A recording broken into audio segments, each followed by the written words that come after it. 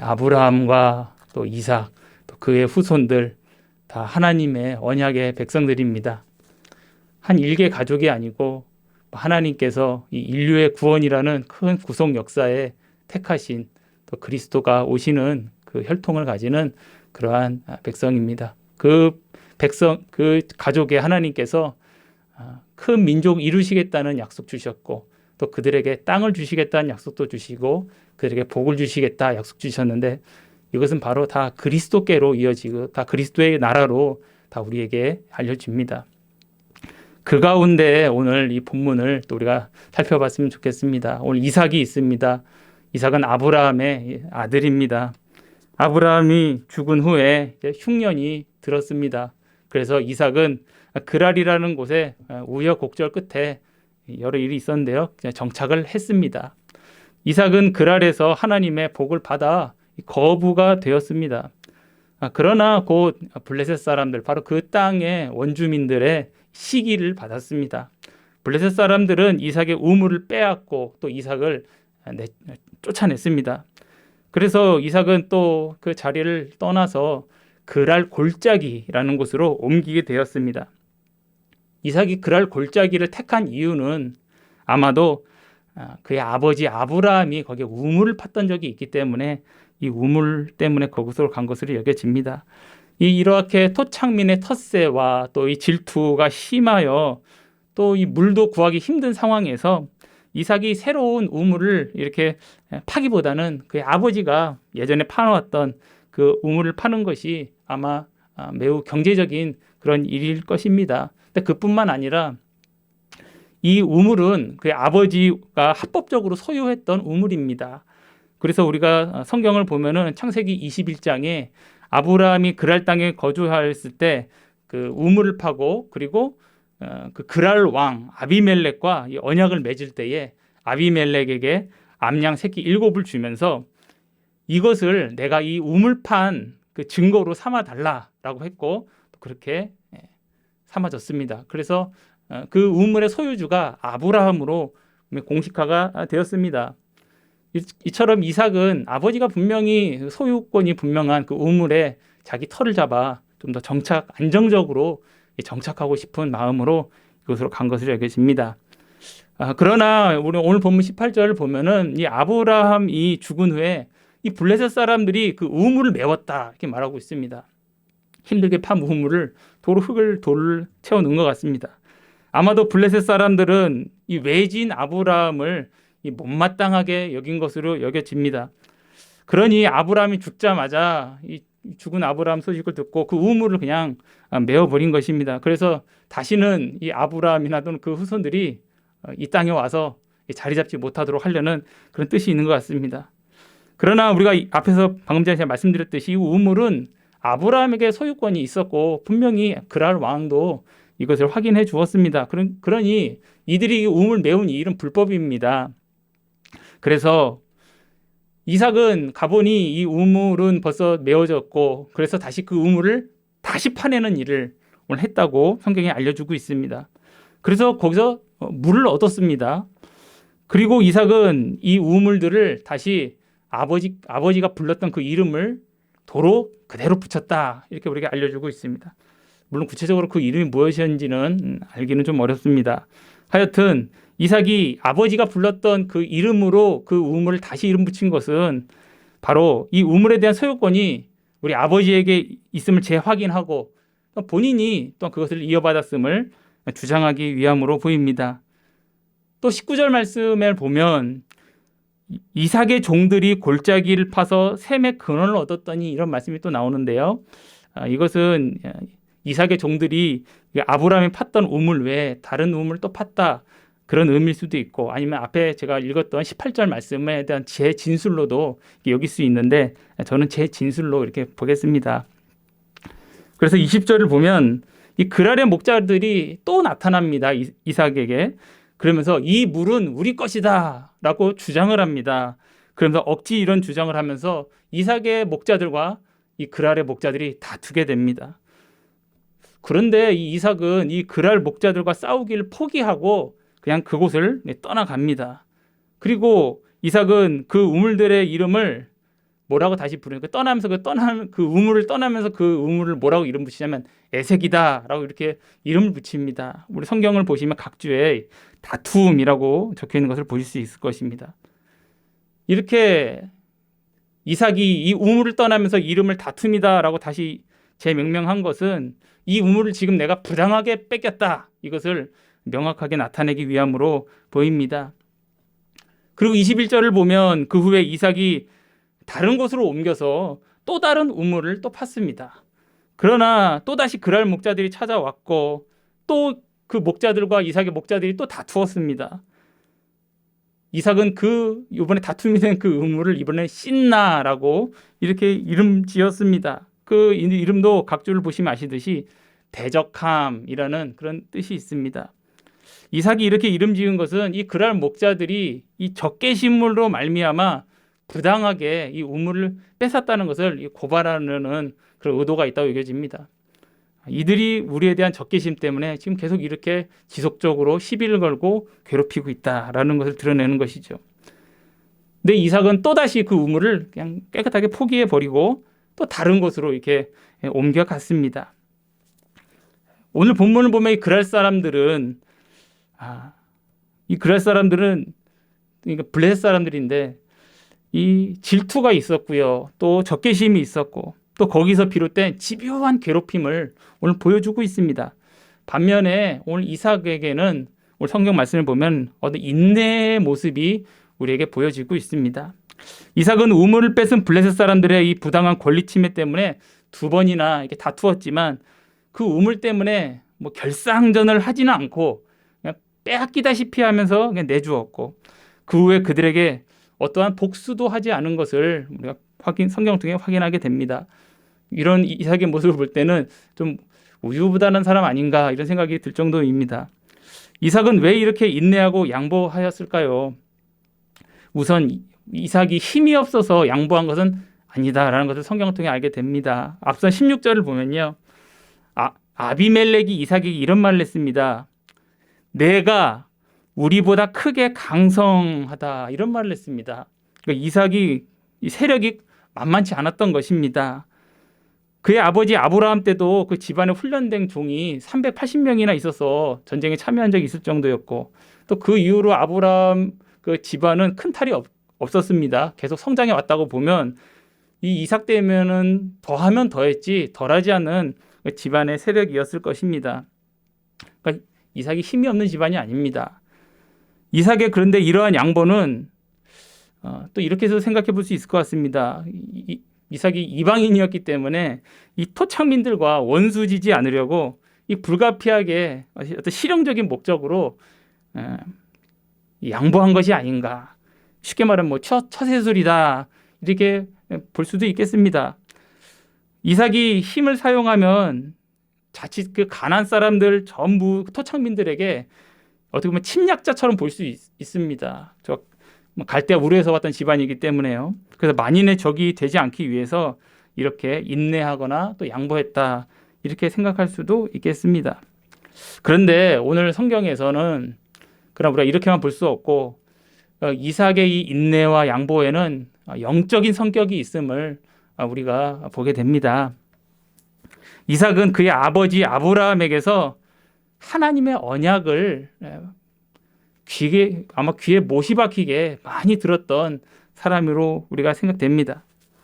그의 집안이 지금 어찌하여 그 먼 큰 도시 갈대아 우르에서 이 가나안 땅, 아무 연고도 없고 땅 한 평 갖지도 못한 이 땅으로 어찌하여 우리 집안은 이곳에 왔는지 아브라함이 이 이삭에게 다 얘기해 주지 않았겠습니까?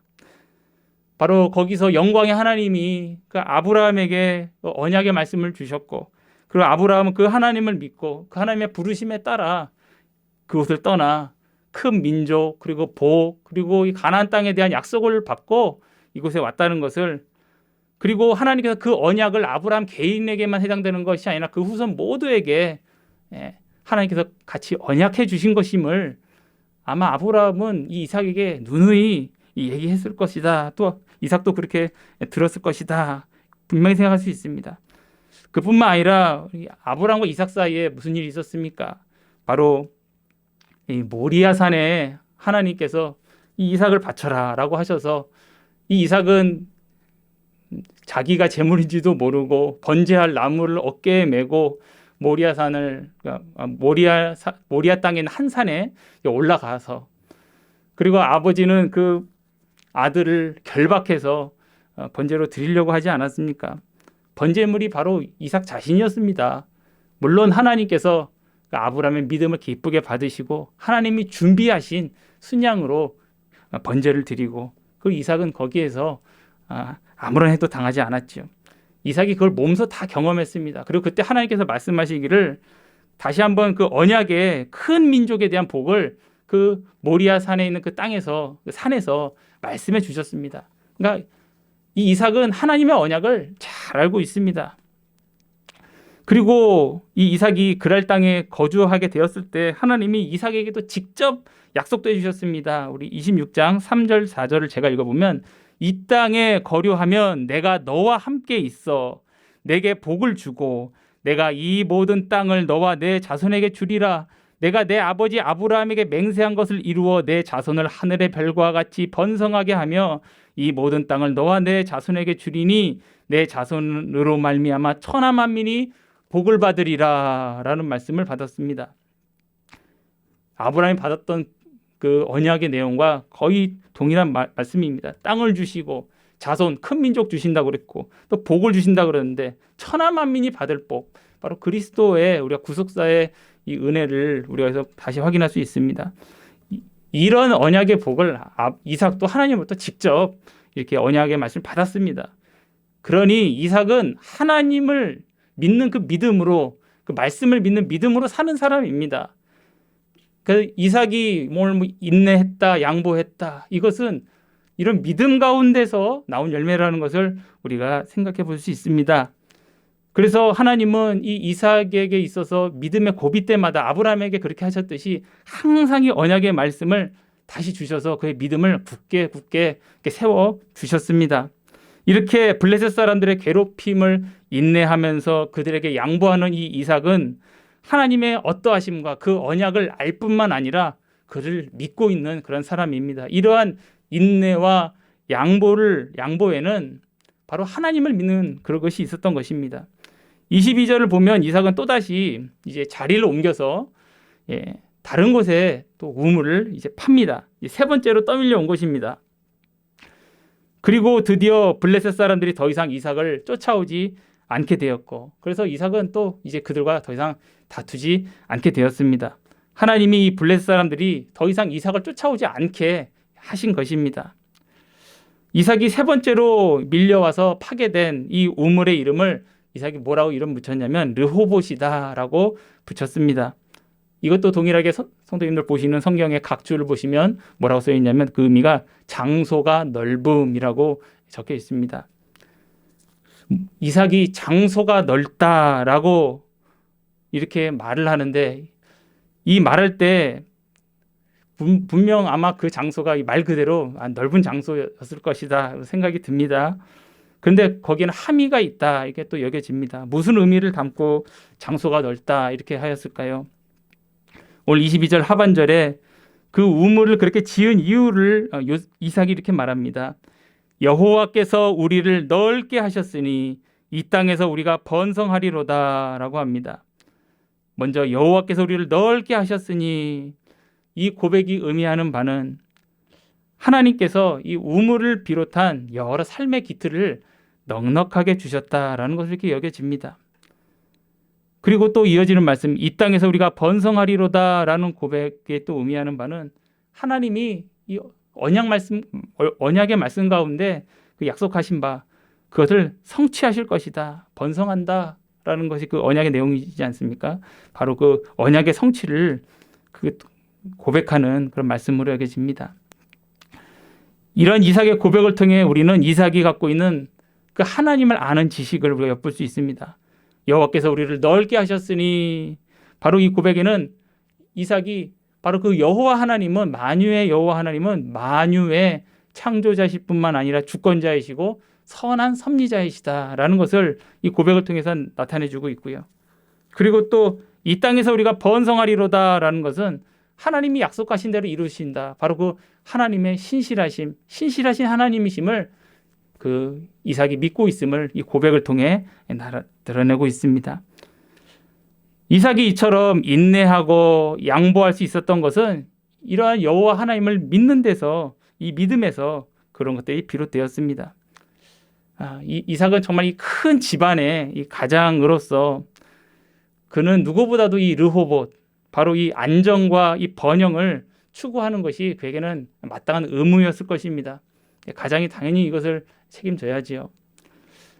그러므로 누구보다도 이것이 간절했을 이삭인데, 누구보다도 이것이 필요했을 이삭인데, 그래서 이 이삭은 이 르호봇을 얻기 위해서, 이 번영과 안정을 얻기 위해서 갖은 애를 썼습니다. 보시다시피 성경을 보면 우물을 얻기 위해서 계속 시도하지 않습니까? 포기하지 않고 계속 노력을 하고 있습니다. 그런데 이 이삭은 이 땅에 완전한 르호봇이 있다라는 그런 생각은 가지지 않은 것으로 보입니다. 왜냐하면 그의 행동이 그것을 나타냅니다. 만약에 이 땅에 완전한 르호봇이 있다, 완전한 번영과 완전한 안정이 있다, 만약 이삭이 그렇게 생각했다면 어떻게 인내하거나 양보할 수 있겠습니까? 왜냐하면 지금은 흉년이 지날 때였고, 그리고 이 적들의 공격은, 해방은 계속 지속되어 있고, 그리고 이 땅에서 우물은 정말 생명과 같은데 이 안정적인 우물을 얻지를 못하고 있습니다. 자꾸 빼앗깁니다. 정말 이 목숨이 위태로운, 이 전체 가족의 생명이 위태로운 상황입니다. 얼마나 불안정하겠습니까? 그렇기 때문에 어떻게 보면 가장 애타는 사람이 이삭인데, 그런데 이삭은 여기서 인내하고 양보를 하고 있습니다. 만약에 이 땅에 완전한 르호봇이 있다 했다면 이삭은 결상전으로 거기서 전쟁을 해서 이 적들을 끝까지 물리쳐서 여기서 내 확실한 르호봇을 확보하겠다, 이렇게 했을 것입니다. 그런데 그러지 않고 있습니다. 이삭이 인내하고 양보할 수 있었던 것은 이 땅에 완전한 르호봇이 있는 것이 아니라 하나님이 우리의 완전한 르호봇이다라는 그 믿음이 있었기 때문에 이 이삭은 이 땅에 완전한 르호봇을 추구한 것이 아니라 그 하나님에게서 그 르호봇을 구한 것입니다. 그러니까 우물이 많은 것이 르호봇이 아니고, 땅이 넓은 것이 르호봇이 아니고, 그리고 또 나를 대적하는 그 적들이 없어지는 게 르호봇이 아니라 여호와 하나님이 나와 함께 하시는 것이 르호봇임을 이삭이 믿었기에 그 하나님 믿고 인내하고 그 하나님 믿고 양보하였던 것입니다. 이삭이 르호봇을 얻기 위해 실제로 르호봇을 얻었지요. 그렇지만 이 르호봇을 얻기 이전에 먼저 하나님이 그의 르호봇이 되어주셔서 그 심령에는 이 하나님이 주신 그 안정이, 또 어떤 번영이 그에게 벌써 심령에는 있었습니다. 아마 이 땅에 사는 모든 이들이 본능적으로 이 르호봇, 바로 이 안정과 번영을 우리 모두 다 추구할 것입니다. 또 그것을 추구하는 것이 마땅합니다. 그래서 많은 이들이 이 완전한 르호봇 얻기 위해 평생 애쓰는 것으로 이게 보입니다. 그러나 오늘 말씀처럼, 그러나 이 땅에 완전한 르호봇, 완전한 안정, 완전한 번영, 그것은 있지는 않습니다. 진정한 르호봇은 오늘 말씀처럼 여호와 하나님이 우리의 완전한 르호봇입니다. 완전한 르호봇은 완전한 여호와 하나님을 의지하는 데 있습니다. 그리스도 안에서 우리를 자녀 삼아 주신 하나님께 기대하는 것 외에, 그분께 기대는 것 외에 어디에 완전한 르호봇이 있으며 우리의 영혼의 안식이 어디에 있겠습니까? 하나님은 하나님의 자녀의 그 심령에 르호봇을 주시고, 그리고 또 환경과 조건적으로도 종종 르호봇을 또 주십니다. 그러나 환경적 르호봇은 영원하지는 않습니다. 그러한 르호봇이 만약 영원하다면 우리 신자에게는 그것이 유익하지 않을 것입니다. 하나님은 우리에게 영원한 르호봇이 되어주시고자 때로는 우리를 이삭처럼 쫓겨도 다니게 하시고, 때로는 내밀리게도 이렇게 하십니다. 그러나 하나님은 우리의 영원한 르호봇이 되어주십니다. 이렇게 이 하나님을 의지함으로써 하나님이 우리의 르호봇 되어주심을 은혜로서 누리고, 가운데 또 찬양 올릴 수 있는 우리 모두 되길 바랍니다. 기도하셨습니다. 거룩하고 자비로우신 하나님 아버지, 하나님께서 자기 백성을 사랑하시고 돌보시며 하나님의 큰 구속사 가운데 자기 종을 또 하나님께서 일꾼으로 쓰시는 가운데 그들의 삶이 때로는 그 안정적인 우물이 없고 또 하나님 날마다 쫓겨다니는 그런 불안한 삶을 살게 하셨지만, 그러나 이삭이 그 하나님의 말씀을 믿고 하나님께 절대 의존하고 있을 때 하나님은 그에게 마침내 넓은 땅 하나 주시고 우물을 주시어 하나님께 찬송하며 제사 드리게 하셨습니다. 하나님, 저희도 이 땅에 살 때에 하나님 이 땅에 완전한 루봇이 없는데 허망한 것 하나님 붙드느라 저희들 초조하기보다 우리의 완전한 루봇 되시고 우리에게 우물을 주시고 넓은 땅 주시는 그 하나님 의지하며 한순간도 우리 이 땅에서 하나님 안에 있는 영원한 안식 잃지 않으며 천성까지 믿음의 길 걸어갈 수 있는 저희들 될 수 있도록 오늘도 믿음 붙드시고 한 주간도 지켜주시옵소서. 감사드리며 살아계신 예수님의 이름으로 기도 올리옵나이다. 아멘.